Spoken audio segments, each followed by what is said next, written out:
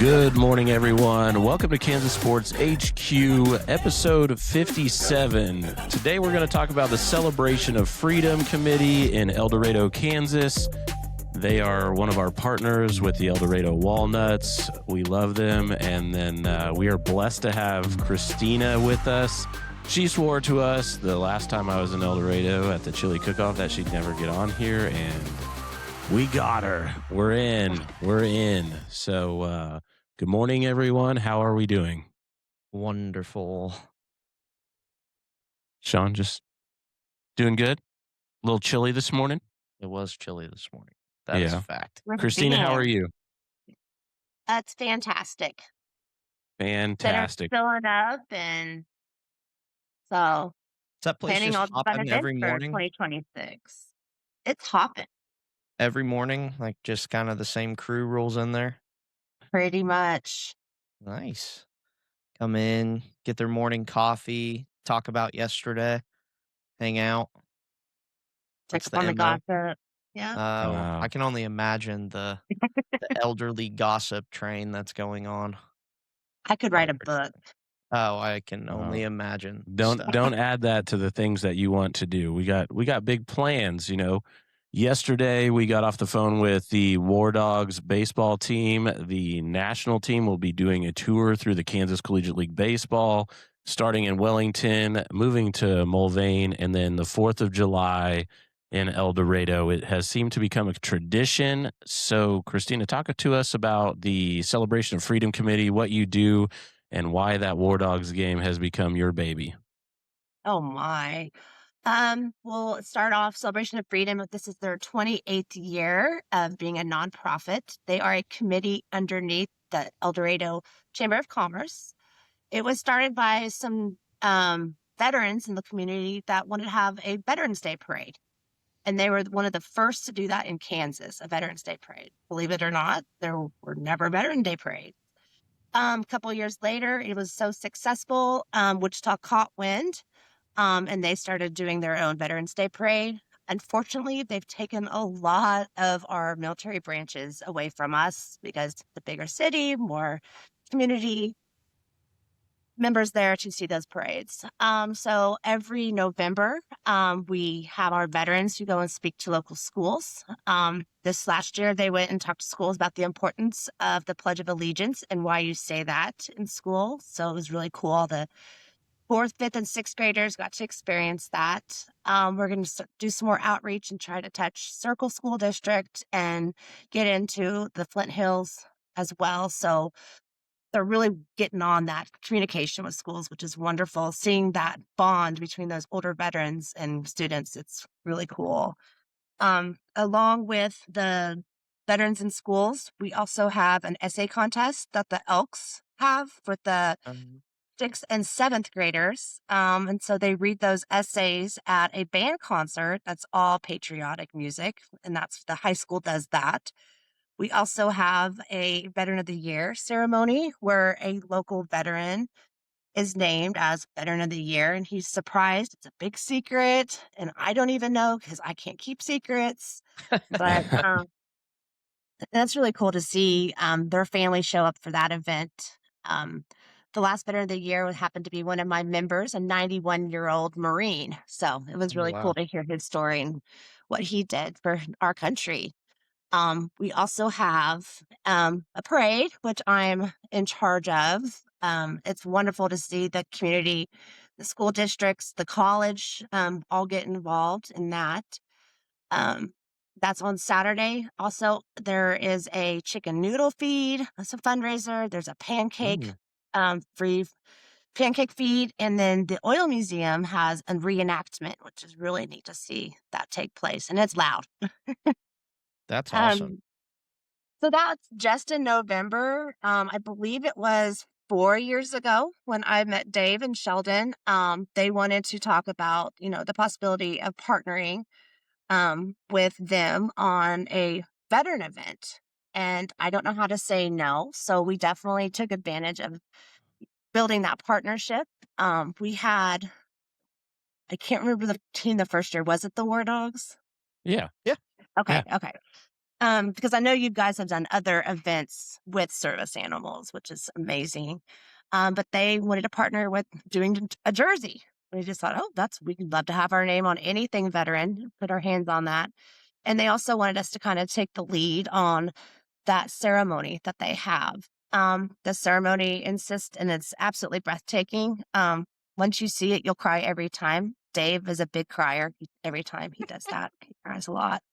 But it's an amazing event. It's the American Legion, it's the VFW, it's all our local veterans on the field being recognized. The War Dogs have a ceremony where they do the reading of a flag, which I love that reading. And they also recognize a Gold Star family, and unfortunately. And then with writing grants and whatnot, we've been able to give away service animals to local veterans, which is amazing. Not a dry Yeah, eye. the giving away of the dog it's so is like the moving. coolest.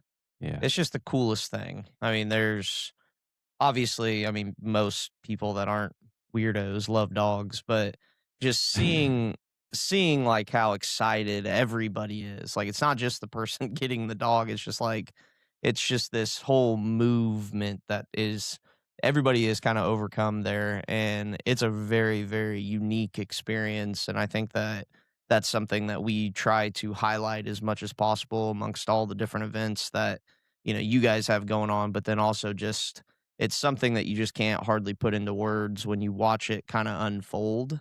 And it's just it's a very moving experience. It's really, really cool. So to build this back, the War Dogs played in the Summer Ball Showdown. We did in our first year, we helped them donate a service dog to a deserving female Marine. We love the idea. They've come back a few times to the SBS, and then when we met Kristina, we decided that it was that community that we really wanted to have everything in, and it's been pretty magical the last few years. Last year, we donated 3 service dogs with the Celebration of Freedom Committee to deserving veterans in the community. Kristina goes above and beyond flyovers, fireworks. That's the city. City does the fireworks, but yes, Well, flyover. but you also do community things like the War Dogs help build your wall, your veteran wall in the senior center, which is awesome. They do community service projects. They feed them. I mean, it's an I don't know. I can't say it in words for the experience those guys get, and along with the El Dorado Walnuts. It's all about community. Bottom line, it's about recognizing our veterans who don't get enough recognition. And it's about partnerships as well, because we do a first responders luncheon. So all of our first responders in the county and the Walnuts and the War Dogs, they all get together and have this wonderful lunch. And that room is packed. It's standing room only. And it's probably one of our best attended events. I know last year there was a lot of hype about the game and having the War Dogs. And the game was sold out before the ceremony even started. And I don't think that's ever happened at a Walnuts game. So it was really cool to see that. Usually 4th of July, people kind of mosey in around the 6th, 7th inning to get a good seat for fireworks. But last year, it was awesome to see that stadium packed. I mean, you actually ugly cried at the ceremony, so don't just throw it all on No, me. there was dust. Yeah, it was windy night. Right. That's right. Winston got in their feels too. So Oh yeah, No. Winston sure did. Like Winston was just like Yeah. trying to wipe the Yeah. face and keep it together, because that community surrounds its people, and that Gold Star family. That was so recent and such a tragic thing. But the ceremony is always 30 minutes before the game. The War Dogs have no problem coming out and seeing the community, being a part of it. Celebration of Freedom Committee is actually on their second jersey with us, and it's just a blooming partnership that's truly fun to be a part of, and really about the community for our veterans. You got any updates on that jersey? What are we doing on design? Have you guys picked anything out yet? Well, we got the one for last year's, the new one. Yep. The Oh, all okay. the all I thought you meant you sand. were doing another one. No, Kristina wishes. She wants to like a New Jersey treat. Yeah, that's fair. But yeah, we will have that with the hats. She helped us secure the hat deal with Wilkinson Construction to have matching hats and all that good stuff. So it's continuing to grow. The War Dogs know. Like yesterday on the phone call, he was like, "Dude, I know. You guarantee a packed stadium. You guarantee this. You guarantee that. We're excited to bring the national team out and actually beat the Walnuts." And I was just like, "Oh, well, that's not going to happen." That's Uh, funny. but with them doing a tour with the two other teams in the league, it'll be huge there. Wellington welcomes them. Mulvaney will be a first time for them, but El Dorado, it's like the expectation and the full reward of the experience for everyone there. And Kristina, we can't be thankful enough that we bumped into you and all of that good stuff. So thank you so much for what you do. Well, and thank you for, going on a limb and reaching out to a new partner because I think we've built a great partnership and trust and friendship.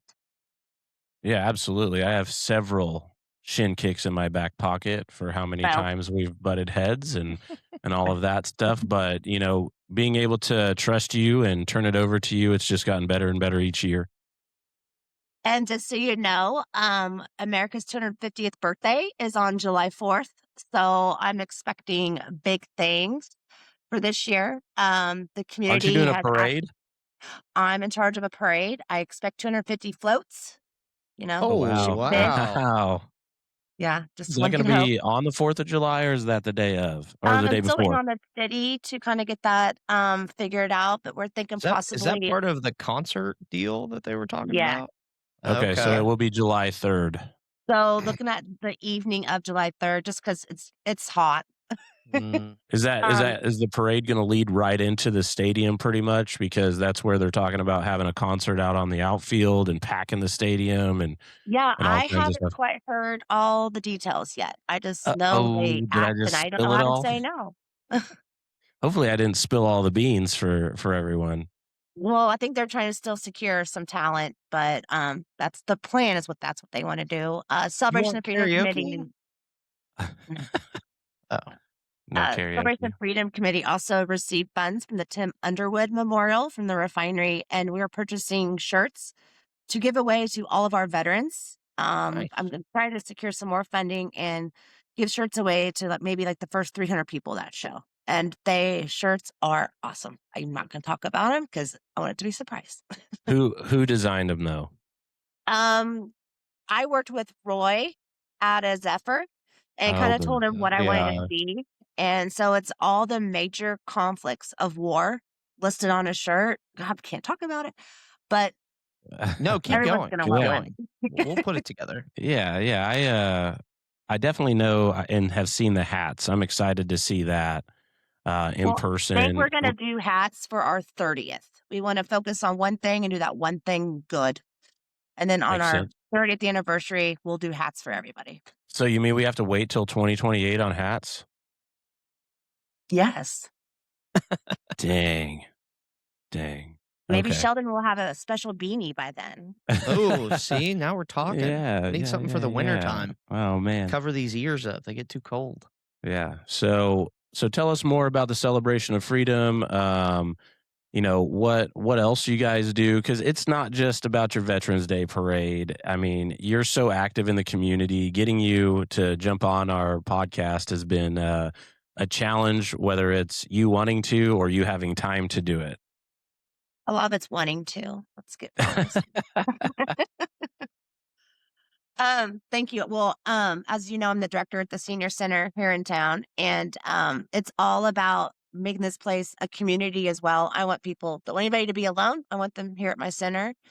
Um, we have 74 veterans that are members here, and I'm always, I had a new one yesterday come in. Um, Always just want them here. I want to celebrate them and recognize them. Um, our Veterans Recognition Corner. I don't know if you saw it last time. I don't know if this will work.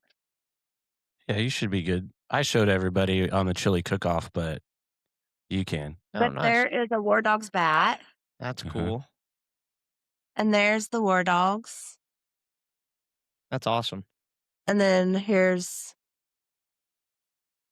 So is that the wall that they helped kind of put together? Is that in that same it area is. there? They nailed every single nail in the Oh, wow. wall, Dang, and it look at just the keeps going. uniformity. Squared up. That's a cool flag too. Yeah. Yeah, that's awesome.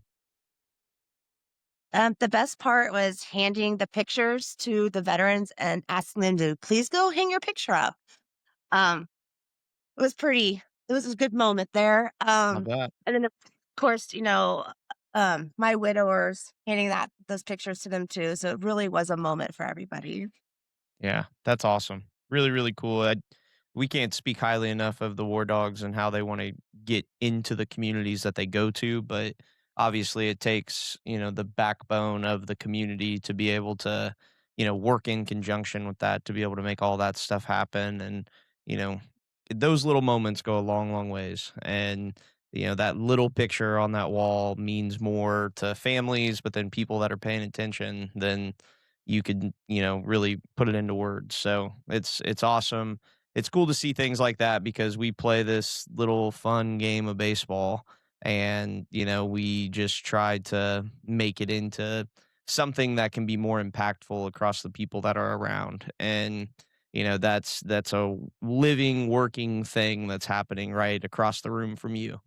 And that's awesome. It's fun to see that type of stuff happen because those things are going to be there for a long, long, long, long time. And, so it's just such a bigger picture outlook and being able to impact more people in the communities and then be able to tell the stories, and talk about them. I want to definitely be able to continue to try and get all the veterans involved out at the games. Any creative ideas, any fun things that we can continue to do, not only on your guys' nights when you guys are out there, but just in general. Just allowing them a place to go. I know the old ladies kind of have their spots dug out, and they probably can't sit there, but we want to continue to find ways to have them out there, get them a part of us, get them a part of, what we got going on. And so we'll keep working on that and keep, building those communications to be able to give them a place to go, give them something entertainment based to do and get to know our guys and our guys can get back to them and, so on and so forth. So I mean, we Well, do I know. have Ben Brown. Ben Brown was a Yes, former Walnut. He spends a lot of time at the senior he does. center. He was just here Tuesday, and he calls bingo for me on Tuesdays, and they love them some Ben. that's awesome. Yeah, That's Yeah. it's kind awesome. of embarrassing, but She yes, tried they to love them recruit some him to Ben. pitch for the Walnuts one or not Walnuts, War Dogs once. It did, and it Oh, was a come big on. no-no. Don't be trading Well, guys. yeah. It's, I told her it's that same thing. I said, the "You better heck. reach out to Rod with that question." Yeah. He loves Mid-season you too. too. That's I do know hilarious. this year, we do wanna try to host a luncheon or something for the walnuts when their season's getting closer to end. A lot of my members do go attend those games, and it's Yeah, because of you guys. You guys were the ones that started that and the catalyst of that. And I think maybe a veterans night, all veterans get in free. sure. See, and I think we were doing that on the Or schedule changes a lot, so that's the hard part. But especially with the rain that we had. yeah, our goal that we wanted to try and do is when we wear the camo jerseys that we have, green, whatever they are. But we were trying to do those on Sundays to where it would be like every Sunday we try to play at home, and then every Sunday those guys get in free, and try to do something like that. The hard part is our schedule is just never consistent. So we got to figure out a better way of going about doing that because there's the rain and just all the different moving pieces and parts to it. We don't want to make it confusing either. We want to try and make it simplified to where, they know what's going on and then it's just like a constant routine for them that they could get into if they want to. So we're gonna try and we'll think on that and make something happen there because having them out, I would like to have them, depending on time of day, but like pregame, our guys get the opportunity to shake hands and talk to them and just have like a little pregame type style of a ceremony with those guys and just, hear their stories, listen to them and just kind of learn from them really at the end of the day because I think that they have, many lessons that our guys could learn from, based off of life experiences and the things that they've gone through. So, um, we'll continue to work on that because I think it's a pivotal part. But you also have a lot of them, 74 guys that are in the senior center, And which is girls. yeah, Yeah. yeah, excuse me, yeah, 100 feet away from the field. You know what I mean? Like it's just right there. So, we need to find ways to have good flow there to where our guys feel comfortable there and then going back and forth. So I want to definitely make that a point is looking into 2026. So I do want to say probably one of my favorite moments was last year when the McConnell guys were here mhm. and they went to go practice. Well, the Walnuts were there too practicing. And the way those Walnuts embraced the McConnell guys, I mean, it was magical. Like it was Yeah. dusty again. And The wind picked up real Oh, it quickly. did. no. My But to see allergies. them, ask questions, what branch are you in? Where have you been and what's your history? And that was awesome. And I don't know how we can do that again to have them practice together. It Yeah. won't ever probably work that way again until scheduling, but it was awesome to see that camaraderie. So Yeah. 100%. Oh, she used the word. She used the word The big word. camaraderie. Yeah, it's a big word we've had on the pod a couple Yeah, a times. couple times. Yeah. oh, Yeah. Yeah, we we need a we can bell. use big words every now and then. I'm surprised. Well, I know you have a hard stop for another appointment. Here's your time to shine to give your shout outs to your peeps and stuff like that. What you got for us?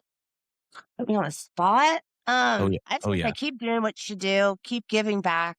It's amazing because it comes back tenfold. And I've found that out, doing what I'm doing, just put it all out there because it does come back tenfold and support's amazing and I appreciate you guys. So Well, and we'll Rock Chalk see. Jayhawk. We'll see you on February 2nd for the potluck. Yes, we have potluck and it's meatballs. Oh, well, Doesn't sound too nothing bad. nothing nothing like going with the theme. And You're Winston welcome. will be there. That was my joke. Yeah, yeah. Well, we're excited. Winston will be there. I'll Yes, be we there, love and Winston. and we'll see how everything moves. And I know we have some cool giveaways too. That'll be great. We love giveaways and we appreciate you guys and keep doing what you guys do. It's awesome. Yeah. Appreciate you. Thank you for hopping on for us, and we will You owe talk soon. me. Yeah. There you go. We'll see you later. All right, see y'all. Bye. Bye. Oh, she got off quick. Yeah, That was impressive. I didn't expect that.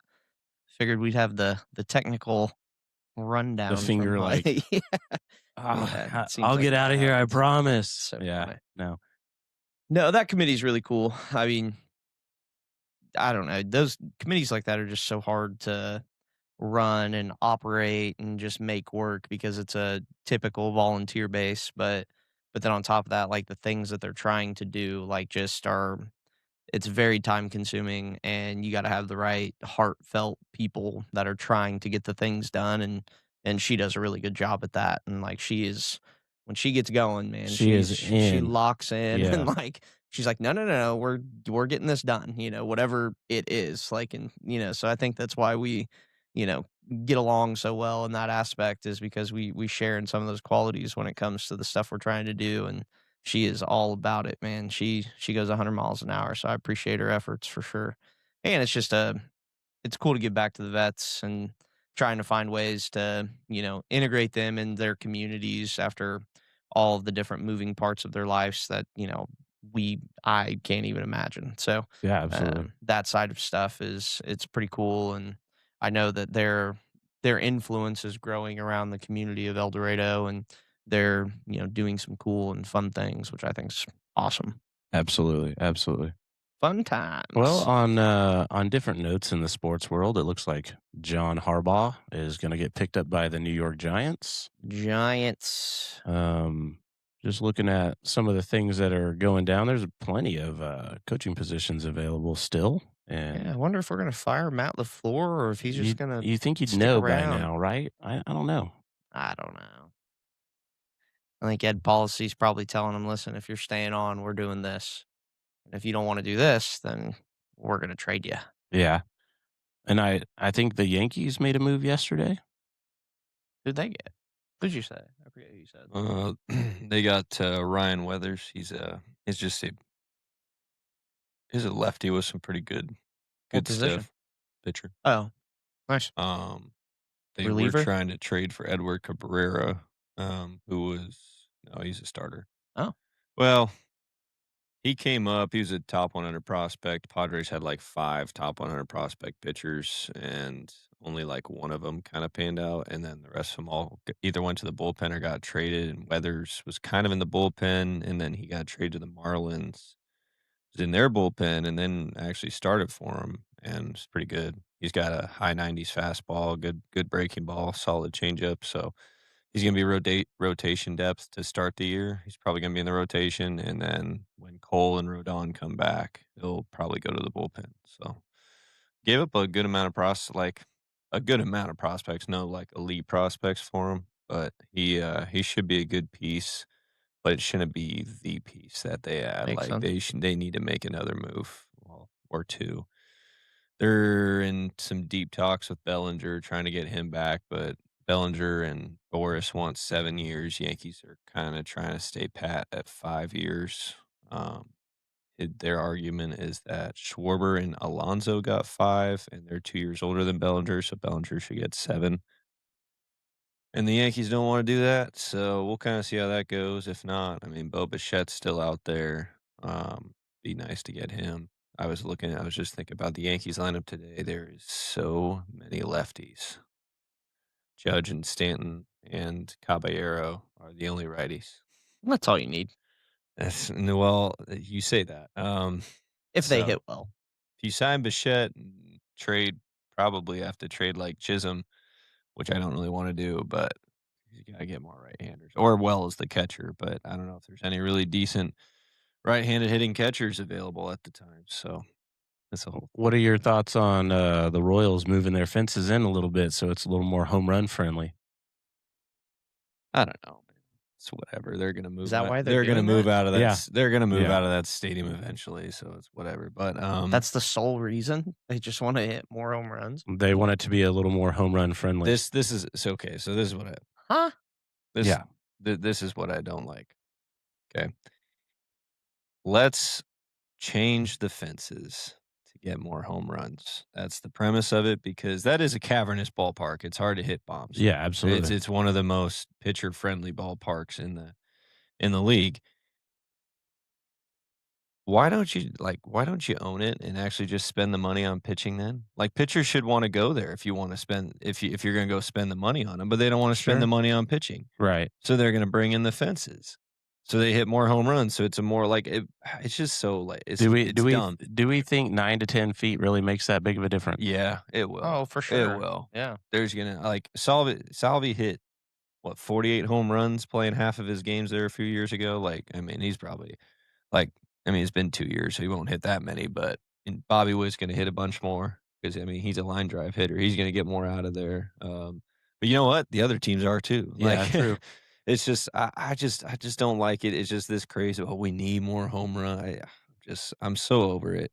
I'm really, really tired of baseball trying to change every little thing to cater to today's Crowd. Yeah, I am getting more old head as the days go on. I'm Yeah. only 25, and yet I just You are not Well, 25. You know, my You are 33. yeah. Well, it's older than that, man. I'm Well, so just let's so just bring tired back of the this. juiced ball and just have a good just time. let them do steroids. At this point, Yeah. Why do we need to move the fence? Yeah. Let's make the guys bigger. like Give me a 500-foot bomb, Barry Bonds. this you is know, what I like. Come on. Mark just- McGuire, Barry Bonds. That was when baseball was Larry electric. Walker, all those guys just- just Allegedly. smashing. Allegedly. I'm over it. I don't know that any of that ever got technical. A-Rod. People who say batting average doesn't matter and you can see it because this guy's batting average is here and this guy's batting average. Well, guess what? I don't want to see 6 or 7 guys in a big league lineup all hitting 230 and it be acceptable. That's how it is. That's fair. That's how it is. It's so, and it's not a good watch. It's not a good watch. It's like, No. okay, I hope Judge comes up soon because he's the only guy who hits above 300 on this team. The batting average doesn't matter. Come on, dude. OPS. Yeah, I mean, I get it. Like, I get it that it's just, and then let's move the fences in, and then like you had Camden Yards in Baltimore, they moved that left field fence way back. That they a few years ago they moved their left How field. short was it? It was short. It It was was like pretty 305 to 315. Yeah, and they say Yankee Stadium is a little league ballpark, whatever, dude. But they moved their fence like 20 feet. What is it, 20 feet back? And now Yeah. it's just like no home runs ever get hit over there. I'm just like, why are you just leave it as it is? Yeah, it's crazy. I don't. Why you got to change Or stuff? raising the fences by 3 to 4 feet. People want to change everything except the concept of why the league is struggling. And it's because mid-market and small market teams hoard money and they don't want to spend it. But they blame it on everything else and the stadiums and the ownership and all this stuff. And well, it is the ownership, but they blame it on the it's just so annoying. Freaking over it. But I'm also ready for baseball to start, so but yeah. Crazy. Crazy. I don't know that I'd be hitting any home runs anyway, so. Yeah, well, yeah. But that's just me. Probably wouldn't be. Maybe in Swing at better pitches. I don't know. just get better. That's going to be my complaint moving forward. Can we just move the fences? I was thinking about this today. I was like, please. It is crazy to me that there's so many big league guys, and like I was listening to a podcast this morning, the Yankees podcast, and they were talking like, man, I really hope Jazz develops a 2-strike approach. Why are we like there shouldn't? This is baseball, and like why does it have to be this fan-led podcast talking about guys getting a 2-strike approach? And especially a guy who looks like Jazz and plays like Jazz. You don't think he knows how to hit with 2 strikes? Watch him. I mean, side Watch note. him. Side note. He takes this same swing 3 times. I mean, yeah, but those dudes that's a whole different thing. Like those guys all know how to hit. They wouldn't be there if they didn't know how to hit. There's no value anymore on having a 2-strike approach. This is the thing. There's some players who still do it and still actually want to do their job with 2 strikes, but why your 2-strike swing should not be the same as your 1 strike and 0 strike swing, because and that's what leads to all these strikeouts. And there shouldn't be a world where I'm listening to a podcast and they're talking about Jazz, who's 5 foot, what is he, 5'8", 180 pounds, and he doesn't have a 2-strike approach, and he's got crazy speed. Like you should, because I watch him play. He's so talented, so talented. Oh, I mean, he did go to school at Life Prep here in Wichita. I know. And yeah, because Gage knows him. He's his best friend. Well, I mean, if we need to play, I could call. Yeah. And see if we can get him on. I know he went get to him on and just talk to him. I know he went to. I'm gonna get Jazz on and just ask him about this 2-strike approach. Yeah, well, I'm just saying. He's gonna be like, I don't have a 2-strike approach. I'm trying to hit home runs. I just hit ball hard. Let's go. I don't get how baseball has come to the point where like people are talking about that, because it's noticeable. And maybe he does have a 2-strike approach, but clearly the casual fan is noticing, and it's like, why is he taking this massive swing with 2 strikes? Or why can he not make more contact with 2 strikes, put the ball in play, and try to beat out a ground ball? When it's just like, why is this such a difficult concept to look and see and understand? Like, usually if a guy has a 2-strike approach, you can tell, right? And like I said, I sound like really old head complaining about this. Like, oh man, here he is. Like there shouldn't be podcasts talking about. They should be like, they should make this move and make this move and make this move and complain about this stuff. They shouldn't be talking about a guy needing to develop a 2-strike approach when he's been in the league for 5 years already. Like, that makes no sense to me. Like, he should already have a 2-strike approach. But when you look at the numbers and you watch the product on the field, you're like, why is he swinging out of his butt with 2 strikes? Like, it doesn't make any sense. He wants to hit home runs. Yeah, then that's what drives me crazy. That's all. Like, why is there not a fundamental, basic understanding that with 2 strikes, and your back's up against the wall, you need to battle and try to get like you can sit there and say, well, we worked the count, we saw 6 pitches. Yeah, but if you strike out 3 times in an inning and each person saw 6 pitches, the pitcher he still threw less than 20 pitches. You're not really working the count unless you actually get guys on base. This really excites me for what's to come during the summer when we have players in here talking about things. Just because I'm all ears. I'm interested to hear. I could just be looking at it through my own like distorted lens of my own failures and Fanship. struggles and whatever, but like it makes 0 sense to me that there should even ever be, man, I really hope this guy really is working on this right now, because it just makes no sense. Like, what? Well, Why? the nature of the game in this day and age is not about hitting singles. Well, I know, but that's, I mean, you're talking about his Sure, approach. dude, That's the mentality. Like for him, if you battling wanna- at 2 strikes to hit a single, they're not about the team. They're about them.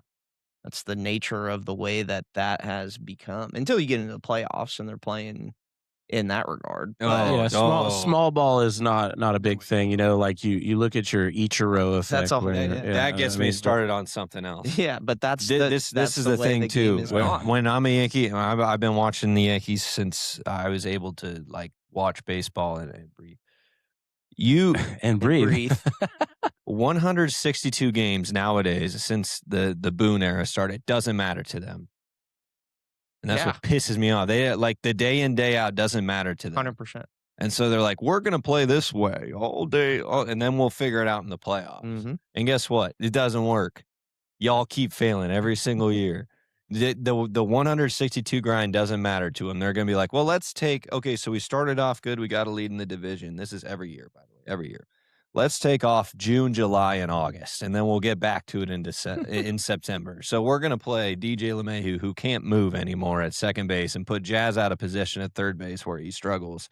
And then our defense is going to suck because Volpe doesn't know what he's doing out there either anymore. He's got a highlight reel, though. I have seen a bad highlight reel. And you're putting Volpe in the worst position every single day.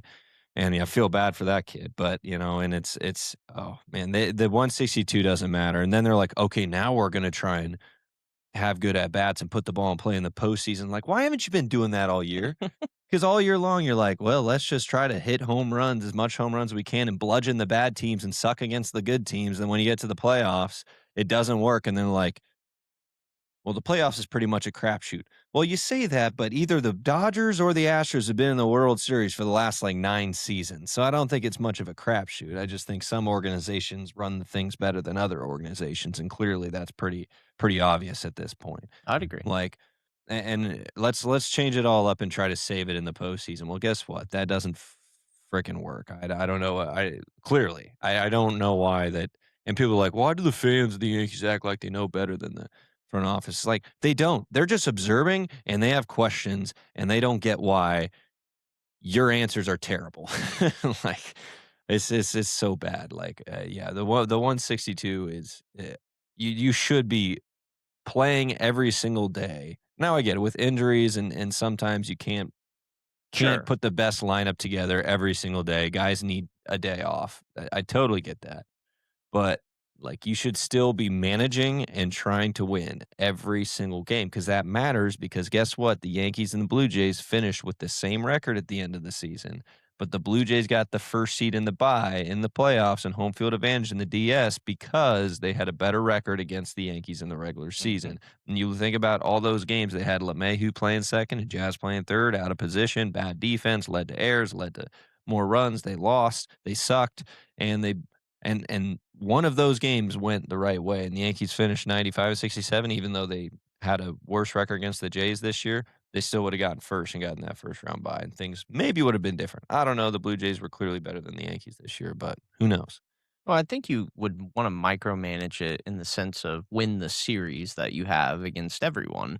Right. But it doesn't seem like that's the trend that you see with teams and how they staff it and the way that they put some of that stuff together, it's just you see gaps that come up, and then the way that they position the staffing is it makes you scratch your head at times. You're Well, like, wait, what? Like, why do you know, why is there such a problem amongst youth baseball? oh, there's a lot of answers to that question. Parents. It all trickles down Yeah. from the big leagues Oh, to for sure. college Yeah. to high school to youth like this whole concept of needing to hit bombs or needing to throw as hard as you can Mhm. or needing to prioritize certain things over development at all costs. This trickles down from the top to the bottom. How many times I've seen reports about the Yankees farm system valuing exit velo, arm velo over the fundamentals of baseball. So they're prioritizing physical skills Mhm. over the fundamentals of a game that really relies on the best fundamental team every single time. And that trickles all the way down to the fact that we got little Joey who throws harder than everybody, throwing every single inning of a tournament every single weekend, but also not properly warming up or doing anything else right. And then by the time he's in high school, he might be throwing 85 to 90, maybe more. But then next thing you know, senior year, he's got to have Tommy John. Which in some eyes is actually a good thing. Well, So if he right, if because he Oh, needs new Tommy fresh John, arm. we're fresh actually arm. at a point. Yeah. technically he was born with that as a Right. defect.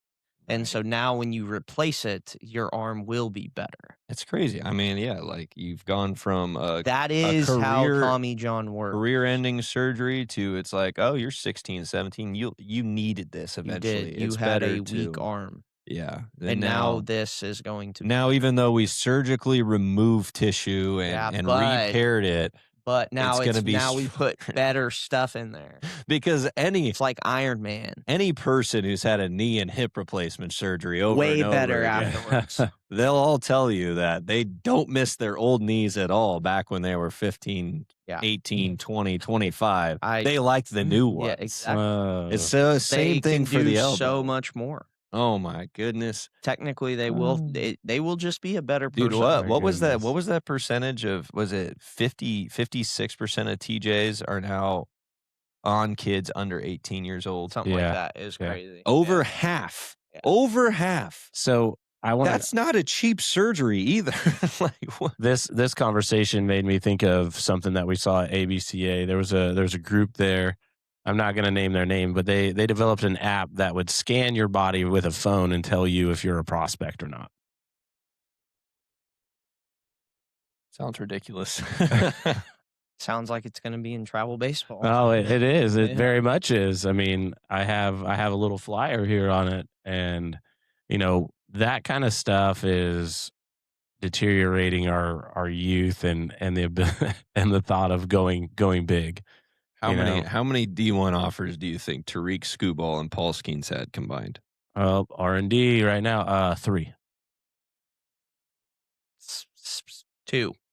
Just because 2 is the correct answer. And you were close. So Tariq I Skubal, was he getting was read. rolling the dice there. So you're talking about hidden gems out there that just put in the work, like we talk about, to become an elite player, and then they just go do it. Right. Versus your recruiting firms, your mom and dad Yeah. posting up, hey, we're looking for this. Guest play me here. Yeah. All these things. so where did Tariq Skubal go? I have no idea. Right. Best pitcher in the game right now. Tariq Skubal. D2 school. It was a D1. JUCO. It was a Okay. D1. It was a D1. It Dang was it. Seattle University. Oh yeah. What? So SU. and then Go Paul Seals. Skeens, of course, he finished his career at LSU, but where did he go before that? JUCO. No. Dang it. It was a D1. I just got love for my JUCO bandits. Yeah, I don't know. Where'd he go? Air Force. He's Oh, at wow. Air Force for 2 or 3 That years. Shout and out transferred to Kane. LSU. that explains a TD. lot, because he is one of the most heavily involved in the military side of things. And then And he was a duel he hit bombs at Air Force. Did he really? Yeah. He's a big dude, isn't he? Like Oh, 6'6". he's like 6'6", 250, 240 It's something. Yeah, insane. he's a Monster. monster. Like he was a beast. He just, when he went to LSU, they made him a PO. But They're that's like, just "Yeah, we ain't like, getting you hurt." and those are still D1 schools, but like it's not like they were like the cream of the crop got recruited to go to LSU straight out of high school or Kentucky or Right. I'm trying to say Texas, UCLA, whatever other good baseball programs, and it's hilarious. And obviously there's a lot of 17, 18-year-olds who get drafted straight out of high school. And I mean, Bryce Harper went what, at 16, he got drafted, or something like 17. that, yeah. I mean, That dude was unreal.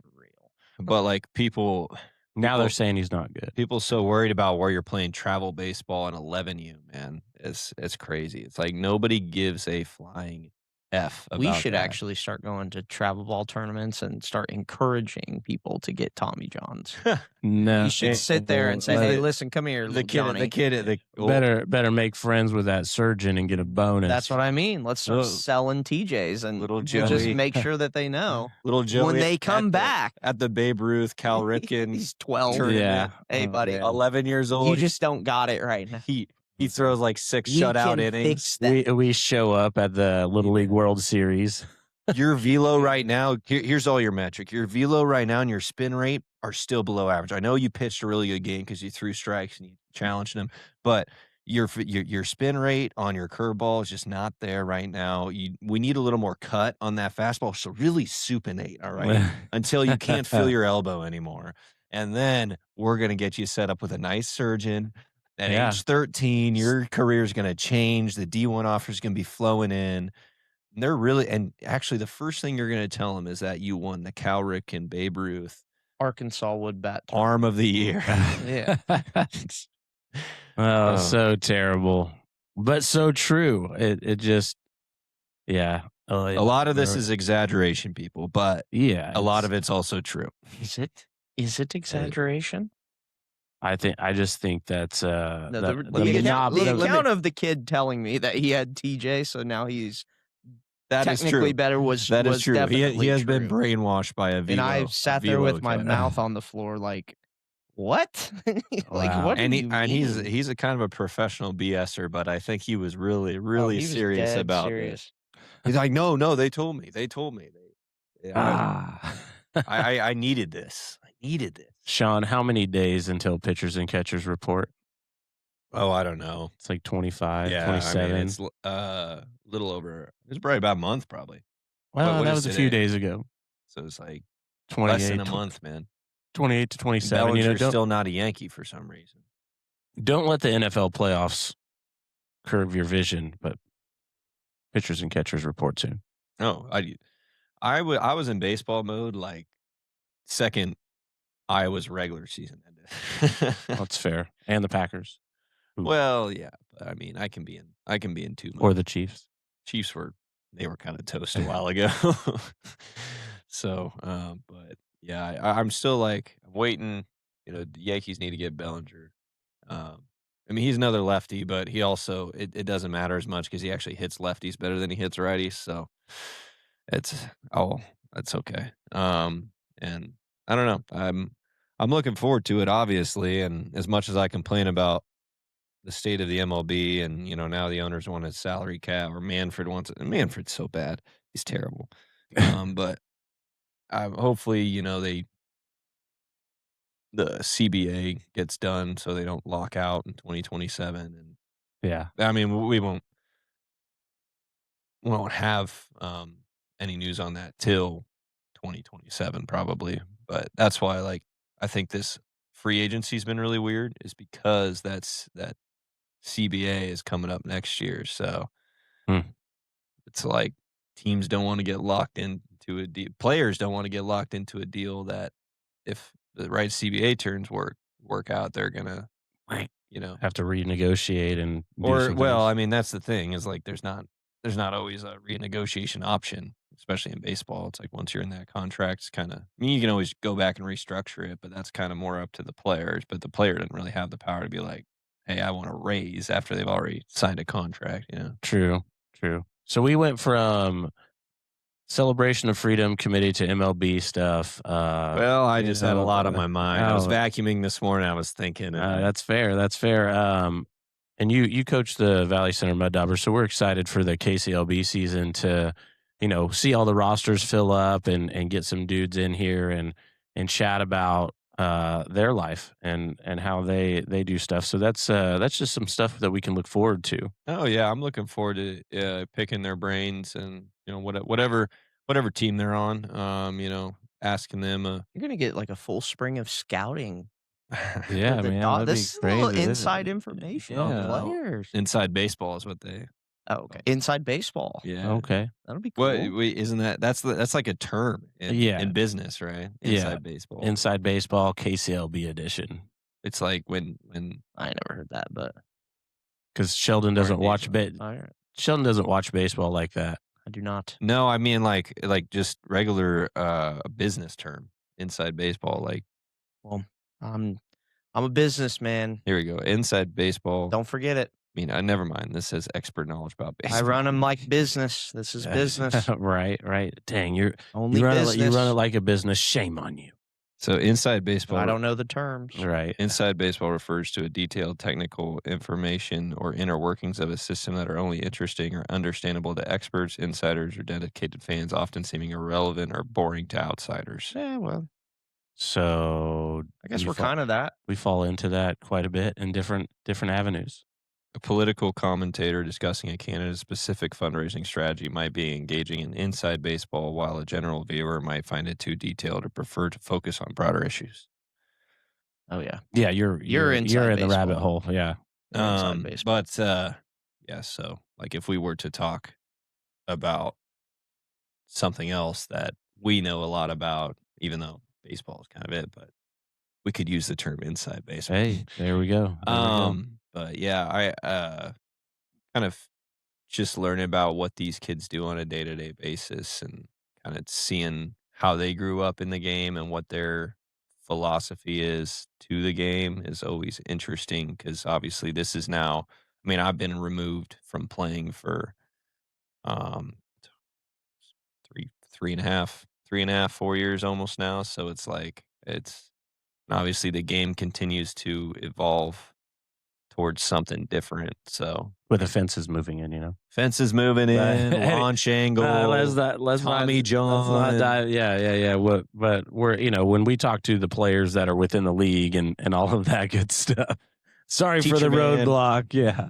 But yeah, no, I'm interested to hear him talk and see like who they look up to in today's game.